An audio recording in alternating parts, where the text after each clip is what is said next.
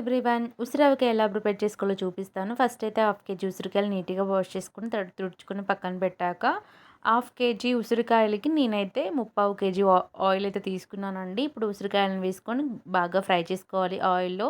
తర్వాత వెల్లుల్లిపాయలను కూడా వేయమన్నారనమాట అమ్మమ్మ ఆయిల్‌లోనే. బాగా ఫ్రై అవుతే టేస్ట్ బావుంటాయని చెప్పి. ఇప్పుడొచ్చేసి వెల్లుల్లిపాయ కారం అనేది ప్రిపేర్ చేస్తున్నాము. వెల్లుల్లిపాయలు, కారం వేసేసి మిక్సీ పట్టుకొని పక్కన పెట్టాక, ఉసిరికాయలు ఆల్రెడీ ఫ్రై అయిపోయాయి. ఇప్పుడు పక్కన పెట్టేసుకోవాలి. చల్లారనివ్వాలి పూర్తిగా.